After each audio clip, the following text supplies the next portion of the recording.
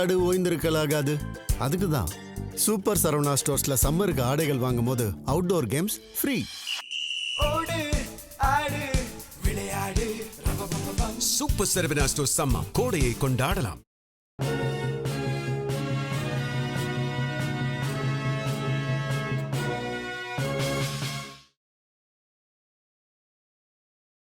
வணக்கம். ஜம் செய்திகளுக்காக நான் பிரீதா. இந்திய நேரப்படி மதியம் 1:30 மணி செய்திகள். முதலில் ஜம் தலைப்பு செய்திகளை காணலாம்.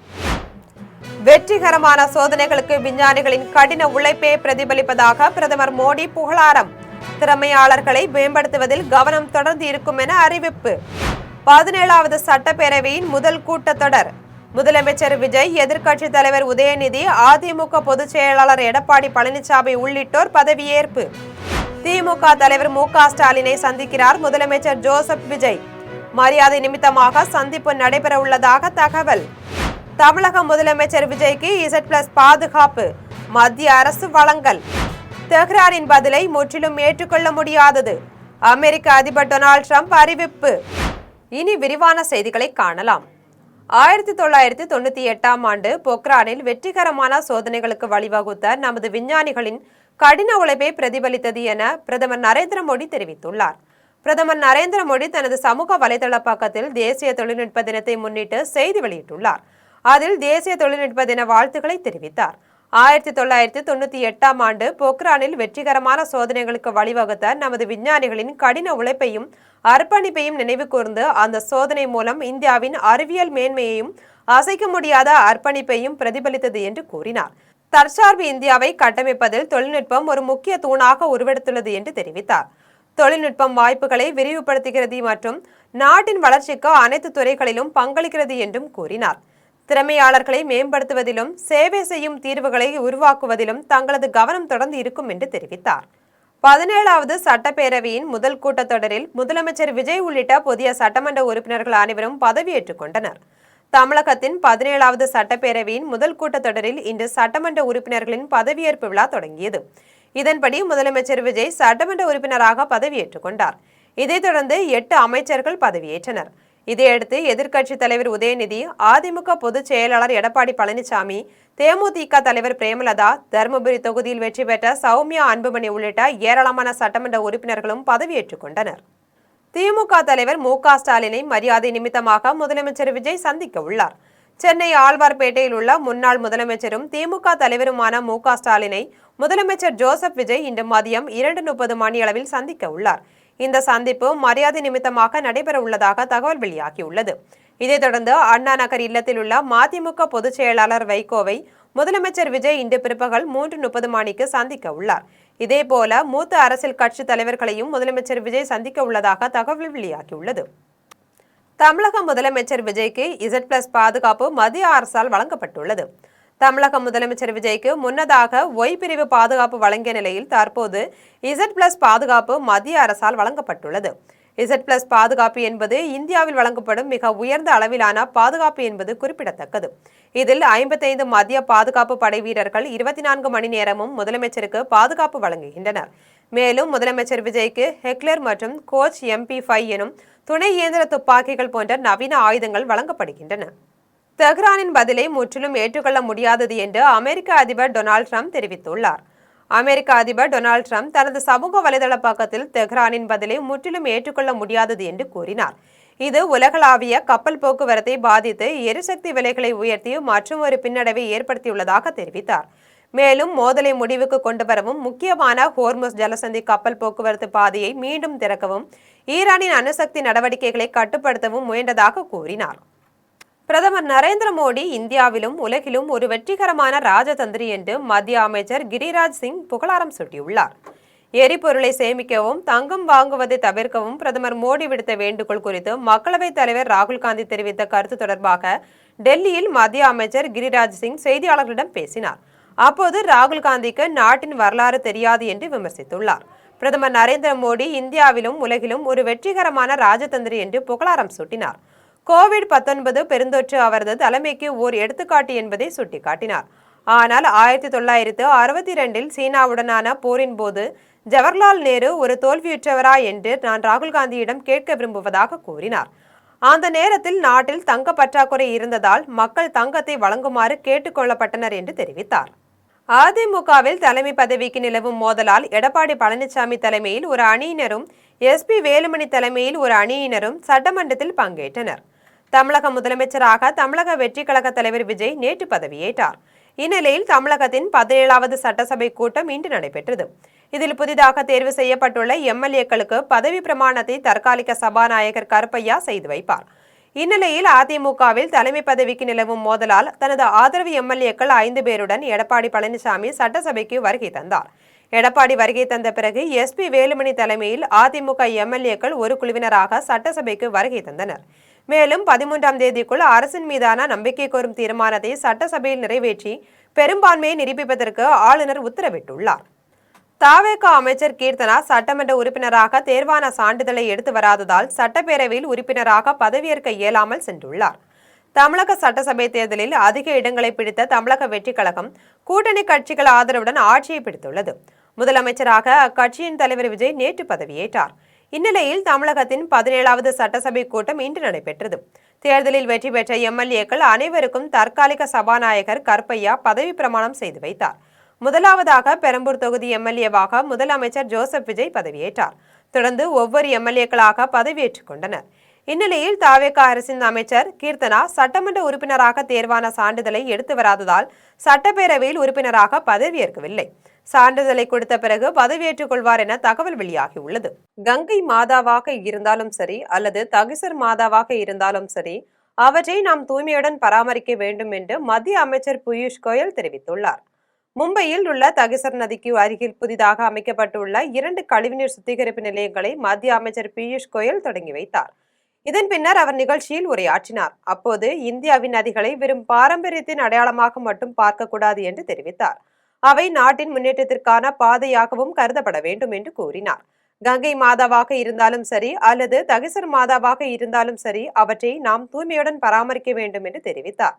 மேலும் மும்பையை ஒரு சிறந்த பகுதியாக மாற்ற நினைத்தால் அதற்கு பொதுமக்களும் சமமான பொறுப்பு உள்ளதாக கூறினார். பிரதமர் மோடியின் அசைக்க முடியாத உறுதிப்பாட்டையும் தேசத்தின் மீதான அவரது ஆழ்ந்த பற்றையும் தான் தலைவணங்குவதாக தில்லி முதலமைச்சர் ரேகா குப்தா தெரிவித்துள்ளார். தில்லியில் ஆபரேஷன் சிந்தூரின் 1ஆம் ஆண்டு நினைவாக சௌரியா திவாஸ் நிகழ்ச்சி நடைபெற்றது. இந்நிகழ்ச்சியில் டெல்லி முதலமைச்சர் ரேகா குப்தா கலந்து கொண்டு உரையாற்றினார். அப்போது பிரதமர் மோடியின் அசைக்க முடியாத உறுதிப்பாட்டையும் தேசத்தின் மீதான அவரது ஆழ்ந்த பற்றையும் தான் தலைவணங்குவதாக தெரிவித்தார். உலகையே திகைக்க வைத்த அந்த முடிவை எடுப்பதற்கு அவர் ஒரு நொடி கூட தயங்கவில்லை என்று கூறினார். அதனால்தான் ஆபரேஷன் சிந்தூர் செயல்படுத்தப்பட்ட போது இந்த தேசத்தின் 2 புதல்விகள் அதற்கு தலைமை தாங்கினார்கள் என்று தெரிவித்தார். ஜம்மு காஷ்மீரில் இதுவரை ஆட்சி செய்த எந்த ஒரு அரசாங்கமும் மதுக்கடை நிறுவனங்கள் மீது முழுமையான தடையை விதித்ததில்லை என ஜம்மு காஷ்மீர் முதலமைச்சர் உமர் அப்துல்லா தெரிவித்துள்ளார். ஜம்மு காஷ்மீர் மாநிலம் ஸ்ரீநகரில் ஜம்மு காஷ்மீர் முதலமைச்சர் உமர் அப்துல்லா செய்தியாளர்களை சந்தித்து பேசினார். அப்போது ஜம்மு காஷ்மீரில் இதுவரை ஆட்சி செய்த எந்த ஒரு அரசாங்கமும் மதுக்கடை நிறுவனங்கள் மீது முழுமையான தடையை விதித்ததில்லை என்று கூறினார்.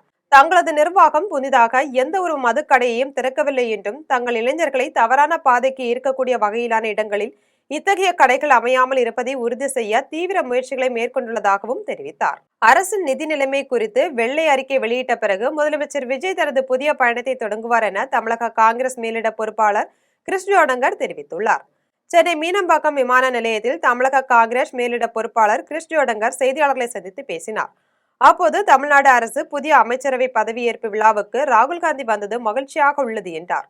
அமைச்சர்கள் பதவியேற்பில் காங்கிரஸ் கட்சி பட்டியலை தராததால் பங்கேற்க முடியவில்லை என்று கூறினார். அரசின் நிதி நிலைமை குறித்து வெள்ளை அறிக்கை வெளியிட்ட பிறகு முதலமைச்சர் விஜய் தனது புதிய பயணத்தை தொடங்குவார் என்று தெரிவித்தார். பெட்ரோல் வழங்குவது மத்திய அரசாங்கத்தின் கடமையாகும் என்று திமுக செய்தி தொடர்பாளர் இளங்கோவன் தெரிவித்துள்ளார். சென்னையில் திமுக செய்தி தொடர்பாளர் இளங்கோவன் செய்தியாளர்களை சந்தித்து பேசினார். அப்போது பிரதமர் மோடியின் அறிக்கை குறித்த கேள்விக்கு பதிலளித்த அவர் பெட்ரோல் வழங்குவது மத்திய அரசாங்கத்தின் கடமையாகும் என்று கூறினார். ஆனால் அவர்கள் விலையை உயர்த்த திட்டமிட்டு வருகிறார்கள் என்று குற்றம் சாட்டினார். தொடர்ந்து ட்ரம்ப் கொடுத்த அழுத்தத்தின் காரணமாக ரஷ்யாவில் இருந்து கச்சா எண்ணெய் வாங்குவதை அவர்கள் நிறுத்திவிட்டனர் என்று தெரிவித்தார்.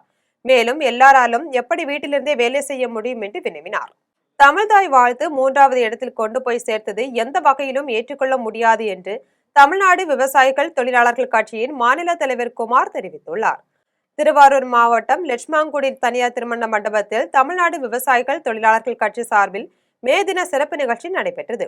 இந்நிகழ்ச்சியில் மாநில தலைவர் குமார் கலந்து கொண்டு உரையாற்றினார். இதன் பின்னர் அவர் செய்தியாளர்களை சந்தித்து பேசினார். அப்போது தமிழக மக்கள் முதலமைச்சர் விஜய்க்கு ஒரு அங்கீகாரத்தை வழங்கியிருக்கிறார்கள் என்று தெரிவித்தார். இதற்கு தமிழ்நாடு விவசாயிகள் தொழிலாளர்கள் கட்சியின் சார்பில் வாழ்த்துக்களை தெரிவித்துக் கொள்வதாக கூறினார். முதலமைச்சரின் பதவியேற்பு நிகழ்ச்சியில் தமிழ்தாய் வாழ்த்து 3வது இடத்தில் கொண்டு போய் சேர்த்தது எந்த வகையிலும் ஏற்றுக்கொள்ள முடியாது என்றார். மேலும் அதிகாரிகள் முதலமைச்சரை தவறாக வழிநடத்தி இருக்கிறார்கள் என்றும் அதை முதலமைச்சர் ஆய்வு செய்து தக்க நடவடிக்கை எடுத்தால்தான் இந்த துறையில் இருந்து நீங்கள் முயற்சி பெற முடியும் என்று தெரிவித்தார்.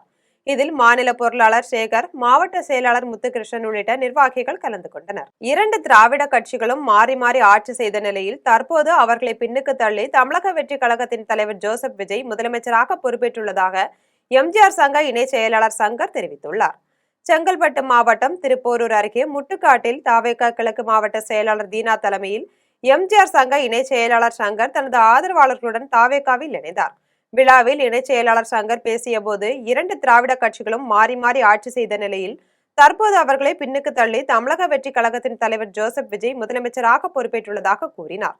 இது மக்கள் மத்தியில் பெரும் மகிழ்ச்சியையும் எதிர்பார்ப்பையும் ஏற்படுத்தியுள்ளதாக தெரிவித்தார். இந்நிகழ்வில் மாவட்ட இணை செயலாளர் வீரா, ராஜேஷ், கௌதம் உள்ளிட்ட நிர்வாகிகள் கலந்து கொண்டனர். காமராஜ் ஆட்சி பார்த்தோம், அண்ணாதுரை ஆட்சி பார்த்தோம், எம்ஜிஆர் ஆட்சி பார்த்தோம். அதுக்கு நம்மளுக்கு ஆட்சி எந்த ஆட்சியோ நல்ல ஆட்சி அமையல, ஊழல் ஆட்சி தான் அமைஞ்சது. 3 பேர் ஆட்சியை நிறைவேற்றுறதுக்காக தான் நம்ம தளபதி 3 பேருடைய வழியில் நடக்கிறதுக்கு தான் அந்த தளபதி வெற்றி தளபதி எலெக்ஷன் நின்னாரு. காமராஜர், அண்ணாதுரை, எம்ஜிஆர் 3 பேர் 4வது ஆளா விஜய் வந்துக்கிறாரு. அந்த வெற்றி கண்டிப்பா அவர் நிறைவேற்றுவாரு. கோவை அருகே தமிழக வெற்றி கழக தலைவர் விஜய் முதல்வராக பதவியேற்றதை கொண்டாடும் வகையில் தாவேகாவினர் பட்டாசு வெடித்து கொண்டாடினர்.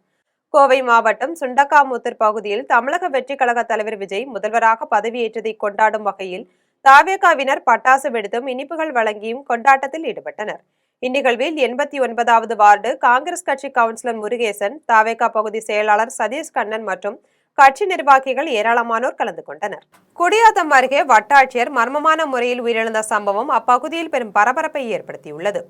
வேலூர் மாவட்டம் குடியாத்தம் அருகே ஏர்தாங்கல் கிராமத்தை சேர்ந்த பலராமன் கேவிக்குப்பம் வட்டாட்சியராக பணியாற்றி வந்தார்.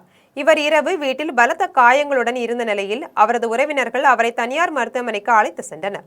அப்போது அவரை மருத்துவர்கள் பரிசோதனை செய்த போது அவர் ஏற்கனவே இறந்துவிட்டதாக கூறினர். இதுகுறித்து தகவல் இருந்து வந்த காவல்துறையினர் அவரின் உடலை கைப்பற்றி பிரேத பரிசோதனைக்காக அரசு மருத்துவமனைக்கு அனுப்பி வைத்தனர். மேலும் இந்த சம்பவம் தொடர்பாக வழக்கு பதிவு செய்து விசாரணை மேற்கொண்டு வருகின்றனர். எண்ணூர் அருகே 1 வயது குழந்தை வாளி தண்ணீரில் தலைக்குப்புற தவறி விழுந்து உயிரிழந்த சம்பவம் அப்பகுதியில் பெரும் சோகத்தை ஏற்படுத்தியுள்ளது. சென்னை எண்ணூர் சுனாமி குடியிருப்பை சேர்ந்த முனீர் பாஷா, ரேஷ்மா பானு தம்பதியர்களுக்கு முகமது அர்ஷத் 1 வயது குழந்தை முகமது பகத் ஆகிய 2 குழந்தைகள் உள்ளனர். இவர்களுடன் ரேஷ்மா பானுவின் தங்கை ஷபானா பானு வசித்து வந்தார். இந்நிலையில் முனீர் பாஷா தனது பெரிய மகன் முகமது அர்ஷத்துடன் வேலைக்கு சென்றார். தொடர்ந்து ரேஷ்மா பானு வீட்டிலிருந்த தங்கையிடம் 1 வயது குழந்தையை பார்த்து கொள்ளும்படி கூறிவிட்டு கணவருக்கு சாப்பாடு கொடுக்க சென்றார். அப்போது அவரது தங்கை குழந்தையை தனியாக விட்டுவிட்டு கழிவறைக்கு சென்று விட்டு திரும்பி வந்து பார்த்தபோது குழந்தை அருகில் இருந்த குளியலறையில் தண்ணீர் நிரப்பி இருந்த வாளிக்குள் தலைக்குப்புற விழுந்து அசைவின்றி உயிரிழந்த நிலையில் கிடந்தது. இதை கண்டு அதிர்ச்சி அடைந்த ஷபானா குழந்தையை தூக்கி கொண்டு திருவொற்றியூரில் உள்ள தனியார் மருத்துவமனைக்கு கொண்டு சென்றார். குழந்தையை பரிசோதித்த மருத்துவர்கள் ஏற்கனவே குழந்தை இறந்துவிட்டதாக கூறினர். இதுகுறித்து காவல்துறையினர் வழக்கு பதிவு செய்து விசாரணை மேற்கொண்டு வருகின்றனர். தமிழக வெற்றி கழக தலைவர் விஜய் முதல்வராக பதவியேற்றதை கொண்டாடும் வகையில் மதுரவாயில் பகுதியில் அக்கட்சி நிர்வாகிகள் உற்சாகமாக கொண்டாட்டத்தில் ஈடுபட்டனர். சென்னை மதுரவாயில் தொகுதியில் தமிழக வெற்றி கழக தலைவர் விஜய் முதல்வராக பதவியேற்றதை கொண்டாடும் வகையில் தாவேகா நிர்வாகிகள் கேக் வெட்டியும் பொதுமக்களுக்கு இனிப்புகள் வழங்கியும் கொண்டாடினர். இதைத் தொடர்ந்து அம்பேத்கர் சிலைக்கு மாலை அணிவித்து மரியாதை செலுத்தினர். ராயபுரத்தில் தமிழக முதலமைச்சராக விஜய் பதவியேற்றதை கொண்டாடும் வகையில் தாவேகாவினர் பட்டாசு வெடித்தும் பொதுமக்களுக்கு இனிப்புகள் வழங்கியும் தங்களது மகிழ்ச்சியை வெளிப்படுத்தினர். தூத்துக்குடி மாவட்டம் ராயபுரத்தில் தமிழக முதலமைச்சராக விஜய் பதவியேற்றதையொட்டி தாவேகா மாவட்ட செயலாளர் ஆனந்த்குமார் தலைமையில் தாவேகாவினர் பட்டாசு வெடித்து பொதுமக்களுக்கு இனிப்புகள் வழங்கினர். இந்நிகழ்வில் கட்சி நிர்வாகி நிர்மல்குமார், கதிரவன், மணி, தங்கராஜ், அஜய், பாஸ்கர், மாரிசெல்வம், சதீஷ் உட்பட ஏராளமான தொண்டர்கள் கலந்து கொண்டனர். தூத்துக்குடியில் தமிழக முதலமைச்சராக விஜய் பதவியேற்றதை கொண்டாடும் வகையில் தாவேகாவினர் பட்டாசு வெடித்தும் பொதுமக்களுக்கு இனிப்புகள் வழங்கியும் தங்களது மகிழ்ச்சியை வெளிப்படுத்தினர். தூத்துக்குடி மாவட்டம் டேவிஸ்புரம் பள்ளிவாசல் அருகில் தமிழக முதலமைச்சராக விஜய் பதவியேற்றதையொட்டி தாவேகா ஒன்றிய செயலாளர் ஜெகதீஸ்வரன் தலைமையில் தாவேகாவினர் பட்டாசு வெடித்து பொதுமக்களுக்கு இனிப்புகள் வழங்கினர். இந்நிகழ்வில் கட்சி நிர்வாகிகள் சந்தா பாண்டியன், கரண்குமார், முனியசாமி, ரமேஷ் உட்பட ஏராளமான தொண்டர்கள் கலந்து கொண்டனர். மருதமலைக்கு வரும் சுற்றுலா பயணிகள் வீசி சென்ற பிளாஸ்டிக் உள்ளிட்ட கழிவுகளை சேகரிக்கும் பணியில் பொதுமக்களும் சமூக ஆர்வலர்களும் இணைந்து ஈடுபட்டனர். கோவை மாவட்டம் மருதமலை பகுதியில் சுற்றுலா பயணிகள் பயன்படுத்தி வீசியிருந்த பிளாஸ்டிக் பாட்டில்கள், நெகிழி கவர்கள் உள்ளிட்ட கழிவுகளை சேகரிக்கும் பணிகளை பொதுமக்கள் மற்றும் சமூக ஆர்வலர்கள் ஆகியோர் இணைந்து ஈடுபட்டனர். தூய்மை பணியின் போது மலைகளை பாதுகாப்பது ஒவ்வொருவரின் பொறுப்பு என்ற விழிப்புணர்வு பொதுமக்களிடையே ஏற்படுத்தப்பட்டது. மேலும் மலைப்பகுதிகளுக்கு சுற்றுலா வரும் பயணிகள் பிளாஸ்டிக் பயன்பாட்டை தவிர்த்து இயற்கையை பாதுகாக்க வேண்டும் என சமூக ஆர்வலர்கள் கேட்டுக்கொண்டனர். அச்சரப்பாக்கம் அருகே உள்ள ஒரத்தி அரசினர் மேல்நிலைப் பள்ளியில் பயின்ற முன்னாள் மாணவர்கள் 2 லட்சம் ரூபாய் மதிப்பீட்டில் கட்டப்பட்ட பள்ளி கலையரங்க கட்டிடத்தை திறந்து வைத்தனர். செங்கல்பட்டு மாவட்டம் அச்சரப்பாக்கம் அருகே உள்ள ஒரத்தி அரசினர் மேல்நிலைப் பள்ளியில் பயின்ற முன்னாள் மாணவர்களின் சந்திப்பு நிகழ்ச்சி நடைபெற்றது. இந்நிகழ்ச்சியில் 35 வருடங்களுக்கு பிறகு மாணவர்கள் தங்களின் குடும்பத்தாரோடு ஒருவரை ஒருவர் சந்தித்து தங்களது நினைவுகளை பகிர்ந்து கொண்டனர். இதன் பின்னர் பள்ளிக்கு 2 லட்சம் ரூபாய் மதிப்பீட்டில் கட்டப்பட்ட கலையரங்க கட்டிடத்தை திறந்து வைத்தனர். இதில் கலந்து கொண்ட முன்னாள் மாணவர்களுக்கு நினைவு பரிசு மற்றும் சான்றிதழ்கள் வழங்கப்பட்டது. இவ்விழாவில் முன்னாள் பள்ளி தலைமை ஆசிரியர்கள், முன்னாள் மாணவ மாணவிகள் ஏராளமானோர் கலந்து கொண்டனர். சீர்காழி அருகே பூம்புகார் அரசு கலைக் கல்லூரியில் பயின்ற முன்னாள் மாணவர்கள் சந்திப்பு நிகழ்ச்சி மிக சிறப்பாக நடைபெற்றது. மயிலாடுதுறை மாவட்டம் சீர்காழி அருகே பூம்புகார் அரசு கலைக் கல்லூரியில் பயின்ற முன்னாள் மாணவர்களின் சந்திப்பு நிகழ்ச்சி நடைபெற்றது. இதில் மாநிலத்தின் பல்வேறு பகுதிகளில் இருந்தும் மாணவர்கள் தங்களது குடும்பத்தினருடன் வந்து இந்நிகழ்ச்சியில் பங்கேற்றனர்.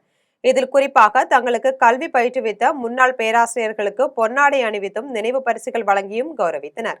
இதைத் தொடர்ந்து கல்லூரியின் பல்வேறு பகுதிகளில் நின்று குழு புகைப்படம் எடுத்து தங்களது நினைவுகளை பகிர்ந்தனர். அப்போது முன்னாள் மாணவர்களில் ஒருவர் பேசிய போது, தாங்கள் வெவ்வேறு இடங்களில் பணிபுரிந்தாலும் இன்றைய தினம் இக்கல்லூரியில் படித்த மாணவராக உணர்வதாக மகிழ்ச்சியுடன் தெரிவித்தார். கோவில்பட்டியில் நடைபெற்று வரும் மாநில ஹாக்கி போட்டியில் தூத்துக்குடி மற்றும் அரியலூர் மாவட்ட அணிகள் காலிறுதிப் போட்டிக்கு தகுதி பெற்றுள்ளன. தூத்துக்குடி மாவட்டம் கோவில்பட்டியில் உள்ள கிருஷ்ணா நகர் செயற்கை இலை ஹாக்கி மைதானத்தில் வஉசி துறைமுக ஆணைய கோப்பைக்கான ஆண்களுக்கான சீனியர் மாநில ஹாக்கி சாம்பியன் தொடரின் 2ஆம் நாள் போட்டி நடைபெற்றது. இதில் விழுப்புரம் மாவட்ட அணியை 5-0 என்ற கோல் கணக்கில் தூத்துக்குடி மாவட்ட அணி வீழ்த்தி வெற்றி பெற்றது. அரியலூர் மாவட்ட அணி 6-4 என்ற கோல் கணக்கில் நீலகிரி மாவட்ட அணியை வீழ்த்தியது. இந்நிலையில் இதுவரை நடந்த போட்டிகளில் பெற்ற புள்ளிகளின் அடிப்படையில் தூத்துக்குடி மற்றும் அரியலூர் மாவட்ட அணிகள் காலிறுதிப் போட்டிக்கு தகுதி பெற்றுள்ளது. மாநிலத்தின் சட்டம் மற்றும் ஒழுங்கு நிலையை ஆய்வு செய்வது குறித்து முதலமைச்சர் சுவேந்து அதிகாரி ஒரு நிர்வாக கூட்டத்தை கூட்டியுள்ளார். மேற்கு வங்க மாநிலம் ஹவுராவில் முதலமைச்சர் சுவேந்து அதிகாரி ஒரு நிர்வாக கூட்டத்தை கூட்டியுள்ளார். இந்நிலையில் அனைத்து மாவட்டங்களை சேர்ந்த மாவட்ட ஆட்சியர்கள், காவல் கண்காணிப்பாளர்கள் மற்றும் மூத்த அதிகாரிகள் கலந்து கொள்ளுமாறு அவர் உத்தரவிட்டுள்ளார். இதைத் தொடர்ந்து காவல்துறையினர் பலத்த பாதுகாப்பு பணியில் ஈடுபடுத்தப்பட்டுள்ளனர். மேலும் மாநிலத்தின் சட்டம் மற்றும் ஒழுங்கு நிலையை ஆய்வு செய்வதும் ஒட்டுமொத்த நிர்வாக தயார் நிலையை மதிப்பிடுவதும் இந்த கூட்டத்தின் முக்கிய நோக்கமாக கருதப்படுகிறது. வேலூர் அருகே துணை சார் பதிவாளர் ஓட்டி சென்ற கார் கட்டுப்பாட்டை இழந்து கவிழ்ந்து விபத்துக்குள்ளான சம்பவம் குறித்து காவல்துறையினர் விசாரணை மேற்கொண்டு வருகின்றனர். வேலூர் மாவட்டம் பள்ளிக்கொண்டா பகுதியில் உள்ள சார் பதிவாளர் அலுவலகத்தில் துணை சார் பதிவாளராக ஞானசெல்வன் என்பவர் பணியாற்றி வருகிறார். இந்நிலையில் அவர் வாணியம்பாடியில் இருந்து பள்ளிக்கொண்டா நோக்கி காரில் சென்று கொண்டிருந்த போது திடீரென கட்டுப்பாட்டை இழந்து அதே சாலையில் முன்னால் சென்று கொண்டிருந்த 2 இருசக்கர வாகனங்கள் மீது அடுத்தடுத்து மோதி விபத்துக்குள்ளானது. இந்த விபத்தில் கார்த்திகேயன் மற்றும் பெருமாள் ஆகிய இருவரும் படுகாயமடைந்த நிலையில் அவர்களை அங்கிருந்த பொதுமக்கள் மீட்டு சிகிச்சைக்காக மருத்துவமனைக்கு அனுப்பி வைத்தனர். இவ்விபத்தில் கார்த்திகேயன் பரிதாபமாக உயிரிழந்தார். மேலும் விபத்தில் படுகாயமடைந்த ஞானசெல்வன் மற்றும் பெருமாள் ஆகிய இருவரும் அரசு மருத்துவமனையில் சிகிச்சை பெற்று வருகின்றனர். இச்சம்பவம் குறித்து தகவல் அறிந்து சம்பவ இடத்திற்கு விரைந்த ஆம்பூர் கிராமிய காவல்துறையினர் கார்த்திகேயன் உடலை மீட்டு பிரேத பரிசோதனைக்காக அனுப்பி வைத்து இவ்விபத்து குறித்து வழக்கு பதிவு செய்து விசாரணை மேற்கொண்டு வருகின்றனர். இனி வருவது திரையுலக செய்திகள். ஸ்பெயினில் டோவினோ தாமஸ், நஸ்ரியா இருவரும் இணைந்து கிரேசியாஸ் எல் கிளாசிகோ என்ற புதிய படத்தின் டைட்டிலை வெளியிட்டுள்ளனர். மலையாள சினிமாவின் முன்னணி நடிகரான டோவினோ தாமஸ் மாரி, மின்னல், முரளி உள்ளிட்ட திரைப்படங்களில் நடித்து தமிழ் ரசிகர்களிடையே இடம் பிடித்தார். இவர் தற்போது பிரபல நடிகையான நஸ்ரியாவுடன் இணைந்து புதிய படம் ஒன்றில் நடித்து வருகிறார். இந்த படத்தை முக்சின் பராரி இயக்குகிறார். இத்திரைப்படம் காதல் மற்றும் குடும்ப உறவுகளை மையமாக கொண்டுள்ளது. இந்நிலையில் ஸ்பெயின் நாட்டின் கேம்ப் நோ மைதானத்தில் நடந்த Barcelona real Madrid L Clasico போட்டியின் நடுவே டோவினோ தாமஸ், நஸ்ரியா இருவரும் இணைந்து கிரேசியாஸ் எல் கிளாசிகோ என்ற புதிய படத்தின் டைட்டிலை வெளியிட்டுள்ளனர். போட்டியின் நடுவே படத்தின் டைட்டிலை ரிலீஸ் செய்தது கால்பந்து ரசிகர்களிடையே கவனம் ஈர்த்துள்ளது. இனி வருவது விளையாட்டுச் செய்திகள்.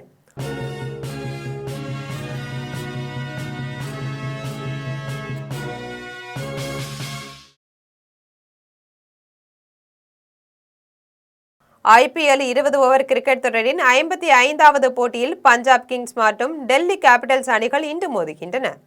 இமாச்சல பிரதேசத்தில் உள்ள தர்மசாலாவில் 19வது IPL 20 ஓவர் கிரிக்கெட் தொடரின் 55வது போட்டி இன்று நடைபெறுகிறது. இந்த போட்டியில் பஞ்சாப் கிங்ஸ் மற்றும் டெல்லி கேபிட்டல்ஸ் அணிகள் மோதுகின்றன. இதில் பஞ்சாப் அணியின் கேப்டன் ஸ்ரேயாஸ் ஐயர் தலைமையிலான வீரர்களும் டெல்லி அணியின் கேப்டன் அக்சர் பட்டேல் தலைமையிலான வீரர்களும் பங்கேற்கின்றனர். இவ்விரு அணிகளும் இதுவரை 35 முறை நேருக்கு நேர் மோதி இருக்கின்றன. இதில் பஞ்சாப் அணி 18 முறையும் டெல்லி அணி 17 முறையும் வெற்றி பெற்றுள்ளன. எனவே இன்றைய போட்டியில் யார் வெற்றி பெறப் போகிறார்கள் என்று ரசிகர்களிடையே பெரும் எதிர்பார்ப்பு உள்ளது.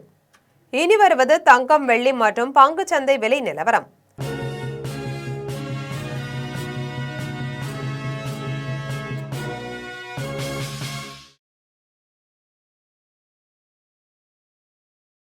சென்னையில் ஆபரண தங்கம் இன்று 1 சவரன் 1,12,800 ரூபாய்க்கு விற்பனை செய்யப்படுகிறது. சென்னையில் இன்று ஆபரண தங்கத்தின் விலை கிராமுக்கு 50 ரூபாய் குறைந்து 14,100 ரூபாய்க்கு விற்பனை செய்யப்படுகிறது. மேலும் 1 சவரன் 400 ரூபாய் குறைந்து 1,12,800 ரூபாய்க்கு விற்பனை செய்யப்படுகிறது. 24 கேரட் தூய தங்கம் 1 சவரன் 1,23,056 ரூபாய்க்கு விற்பனை செய்யப்படுகிறது. மேலும் 1 கிராம் வெள்ளி 285 ரூபாய்க்கும் 1 கிலோ வெள்ளி 2,85,000 ரூபாய்க்கும் விற்பனை செய்யப்படுகிறது. இந்திய பங்கு சந்தைகளில் வணிகம் இன்று சரிவுடன் காணப்படுகிறது. மும்பை பங்குச்சந்தை பங்குவிலை குறியீட்டு எண் சென்செக்ஸ் 918 புள்ளிகள் குறைந்து 76,410 புள்ளிகளில் வணிகமாகிறது. தேசிய பங்குச்சந்தை பங்குவிலை குறியீட்டு எண் நிஃப்டி 260 புள்ளிகள் குறைந்து 23,916 புள்ளிகளில் வணிகமாகிறது. மீண்டும் ஜெம் தலைப்பு செய்திகள். வெற்றிகரமான சோதனைகளுக்கு விஞ்ஞானிகளின் கடின உழைப்பே பிரதிபலிப்பதாக பிரதமர் மோடி புகழாரம். திறமையாளர்களை மேம்படுத்துவதில் கவனம் தொடர்ந்து இருக்கும் என அறிவிப்பு. 17வது சட்டப்பேரவையின் முதல் கூட்டத்தொடர். முதலமைச்சர் விஜய், எதிர்க்கட்சி தலைவர் உதயநிதி, அதிமுக பொதுச் செயலாளர் எடப்பாடி பழனிசாமி உள்ளிட்டோர் பதவியேற்பு. திமுக தலைவர் மு க ஸ்டாலினை சந்திக்கிறார் முதலமைச்சர் ஜோசப் விஜய். மரியாதை நிமித்தமாக சந்திப்பு நடைபெற உள்ளதாக தகவல். தமிழக முதலமைச்சர் விஜய்க்கு Z+ பாதுகாப்பு மத்திய அரசு வழங்கல்.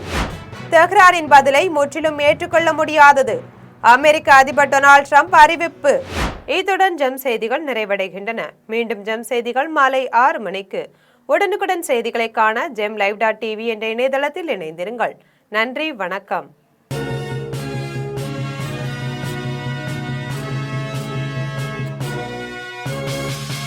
விளையாடு ஓய்ந்திருக்கலாகாது. அதுக்கு தான் சூப்பர் சரவணா ஸ்டோர்ஸ்ல சம்மருக்கு ஆடைகள் வாங்கும் போது outdoor games free. Super Saravana stores summer கோடையை கொண்டாடலாம்.